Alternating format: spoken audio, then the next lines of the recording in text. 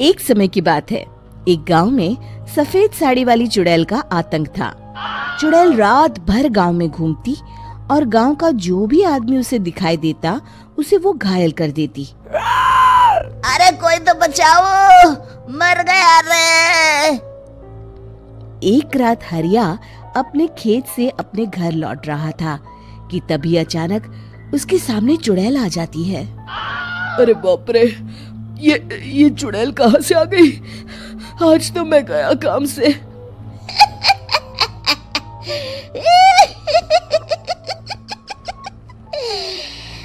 आज मुझे मेरा शिकार मिल गया। अरे चुड़ैल दीदी, मुझे छोड़ दो। जैसे ही चुड़ैल हरिया की तरफ बढ़ती है, हरिया वहां से भाग जाता है और अपने घर के दरवाजे पे पहुंचता है। अरे भगवान, जल्दी से दरवाजा खोलो, मेरे पीछे चुड़ैल पड़ी है। हरिया की पत्नी जल्दी से दरवाजा खोल देती है। अरे आप इतना हाफ क्यों रहे हैं? अरे मेरे पीछे चुड़ैल पड़ी है, आज तो मैं बाल बाल बच गया। जल्दी से सभी दरवाजे और सभी खिड़कियों को बंद करके बत्ती बुझा दो। तभी चुड़ैल हरिया के घर के पास पहुंच जाती है। अरे वो आदमी कहाँ गायब हो गया? मैं भी देखती हूँ आखिर कब तक बचेगा। मैं अपने शिकार को इतनी आसानी से नहीं छोड़ती। इतना कहकर चुड़ैल वहां से चली जाती है। वहीं दूसरी तरफ हरिया और उसकी पत्नी दोनों अपने घर की खिड़की से ये सब देख रहे होते हैं। अरे बाप रे, ये तो बड़ी डरावनी चुड़ैल थी। अगले दिन ये बात आग की तरह पूरे गांव में फैल जाती है और धीरे धीरे लोग चुड़ैल के डर के मारे शाम होते ही अपने घरों से बाहर निकलना बंद कर देते हैं। कुछ दिनों के बाद भाई, मैंने तो इस चुड़ैल के डर के मारे रात को अपने खेतों को पानी देना बंद कर दिया है। कहीं मेरी फसल सूख गई तो मैं तो कहीं का नहीं रहूंगा। साहूकार का कर्जा कैसे चुकाऊंगा? अरे भाई, पूरे गांव वालों का यही हाल है। पता नहीं ये चुड़ैल हमारे गांव में कहां से आ गई। फिर एक दिन गांव के पास वाली नदी के किनारे एक बहुत बड़े तांत्रिक के आने की बात कुछ गांव वालों को पता चलती है। वो लोग जाके ये बात गांव के मुखिया को बताते हैं। मुखिया जी, नदी के किनारे एक बहुत ही पहुंचे हुए तांत्रिक बाबा आए हैं। हमें उनसे मदद मांगनी चाहिए। मैंने सुना है वो बड़े बड़े भूतों और चुड़ैलों को अपने वश में कर लेते हैं। मुखिया जी सभी गांव वालों को लेकर उस तांत्रिक के पास पहुंच जाते हैं। ओम फट स्वाहा, ओम फट स्वाहा। तभी तांत्रिक अपनी बंद आंखों को खोलकर कहता है, क्या बात है? तुम सब लोग यहाँ क्यों आए हो? मुखिया जी उस तांत्रिक को सारी बात बता देते हैं। अच्छा, तो ये बात है। और तांत्रिक अपनी आंखों को बंद कर लेता है। मैं देख रहा हूँ तुम्हारे पूर्वजों ने बहुत पाप किए थे, जिससे ये गांव अब श्रापित हो चुका है। उसी के फल स्वरूप तुम्हारे गांव में चुड़ैल आई है। ये चुड़ैल बहुत खतरनाक है, ये किसी को नहीं छोड़ेगी। हे भगवान, मर गए रे, अब क्या होगा?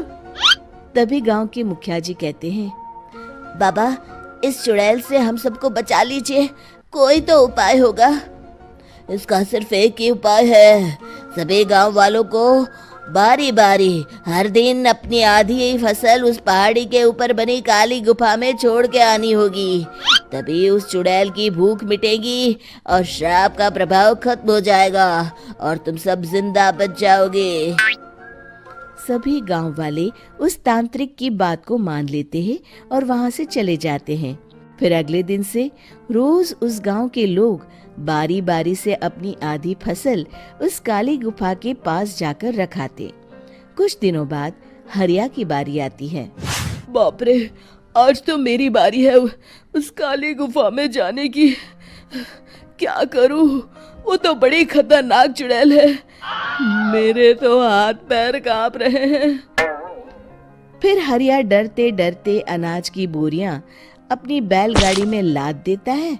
तभी हरिया की पत्नी उससे कहती है, देखो जी, संभल के जाना और किसी भी हालत में शाम होने से पहले वापस आ जाना। उस चुड़ैल का कोई भरोसा नहीं है जी। हरिया बैलगाड़ी में बैठते हुए कहता है, भगवान, मैं क्या वापस आऊंगा? लगता है अब तो मेरी खबर ही आएगी। इतना कहकर हरिया वहां से चला जाता है। रास्ते में जंगल से गुजरते हुए हरिया की बैलगाड़ी का एक चक्का बड़े गड्ढे में फंस जाता है। हे भगवान, अब ये क्या मुसीबत है?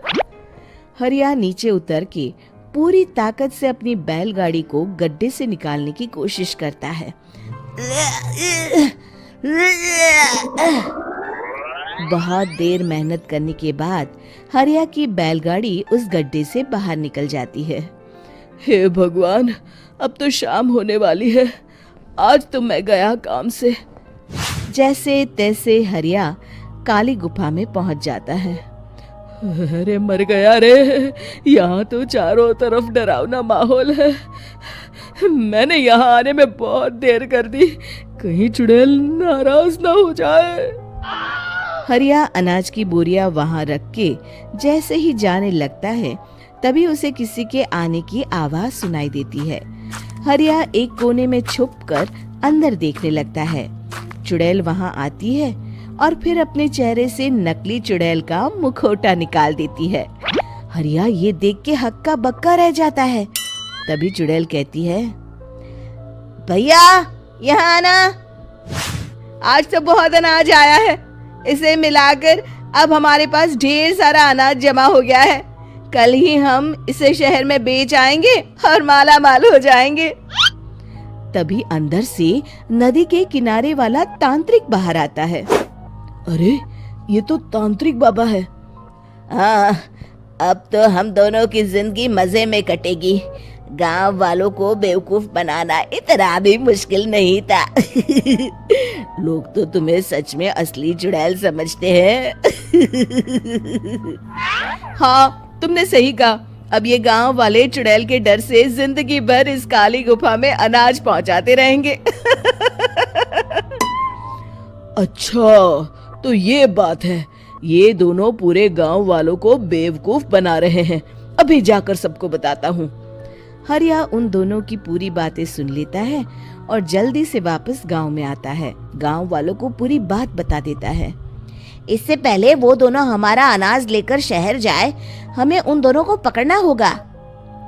उधर दूसरी तरफ नकली तांत्रिक और नकली चुड़ैल बनी औरत एक बड़ी गाड़ी में सारा अनाज लाद के वहां से निकलने की तैयारी कर रहे होते हैं।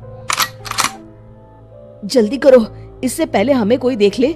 हमें यहाँ से निकलना होगा। और तभी वो दोनों देखते हैं कि सामने से सभी गांव वाले अपने अपने हाथों में मशाल लेके आ रहे हैं। दोनों बुरी तरह डर जाते हैं। रुक जाओ,